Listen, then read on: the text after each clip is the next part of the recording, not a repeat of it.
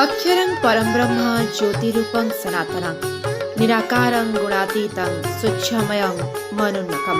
ଶୀତର ପ୍ରକୋପ ଯେତେବେଳେ କମ୍ ଥାଏ, ଲୋକ ଯେଭଳି ମୋଟା କମ୍ବଳ ସ୍ୱେଟର ବ୍ୟବହାର ନ କରି ପତଳା ଚାଦର ଜାମା ପରିଧାନ କରନ୍ତି, ଠିକ୍ ସେହିଭଳି ରତ୍ନସିଂହାସନରୁ ଶ୍ରୀଜୀଉ ମାର୍ଗଶିର କୃଷ୍ଣ ନବମୀରୁ ମାର୍ଗଶିର ଶୁକ୍ଳ ପଞ୍ଚମୀ ଯାଏଁ ଜାମା ପରିଧାନ କରନ୍ତି।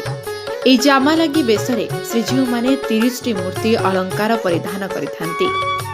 ବସ୍ତୁ ଏବଂ ଅଳଙ୍କାର ଜାମା ଲାଗି ବେଶରେ ପ୍ରାଧାନ୍ୟ ଲାଭ କରେ। ଶ୍ରୀଜୀଉଙ୍କ ଶ୍ରୀମୁଖ ଚାରିପଟେ ଆବୃତ କରେ ବଳା, ଶ୍ରୀଅଙ୍ଗକୁ ଆବୃତ କରେ ଜାମା ଓ ଫତେଇ। ବାର ଅନୁଯାୟୀ ବସ୍ତ୍ରର ରଙ୍ଗ ସ୍ଥିର ହୋଇଥାଏ ଏବଂ ଏହି ସମସ୍ତ ବସ୍ତୁ ସେଇ ଗୋଟିଏ ରଙ୍ଗର ହୋଇଥାନ୍ତି। ସେ ରଙ୍ଗର କନା ମଧ୍ୟ ଚୂଳ ପାଇଁ ବ୍ୟବହୃତ ହୁଏ। ଚୂଳ ଉପରେ ଶୋଭା ପାଇଥାଏ ସୁବର୍ଣ୍ଣ ଚନ୍ଦ୍ରିକା। ସୁଭଦ୍ରାଙ୍କୁ ଚୂଳ ଲାଗି ହୋଇନଥାଏ। ଝିଅମାନଙ୍କ କପାଳରେ ଲାଗିଥାଏ ସୂର୍ଯ୍ୟ ଓ ଚନ୍ଦ୍ର ନାମକ 2ଟି ଅଳଙ୍କାର। ଚିତା ପାଖେ ଲାଗିଥାଏ ସୁବର୍ଣ୍ଣର ତିଳକ। ଶ୍ରୀମୁଖ ବଳାରେ ଲାଗିଥାଏ ସ୍ୱର୍ଣ୍ଣ ଆଳକାନି।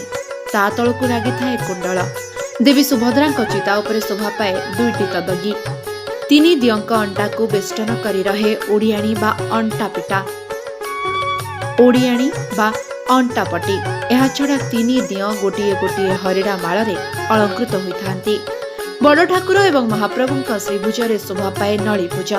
ନଳିଭୁଜର ସମ୍ମୁଖରେ ହଳମୁସଳ ଏବଂ ଶଙ୍ଖଚକ୍ର ଶୋଭା ପାଇଥାଏ। ସତରେ ବେଶ ସୁନ୍ଦର ଦେଖାଯାଆନ୍ତି Mahaprabhu. Bureau report, live life Odia.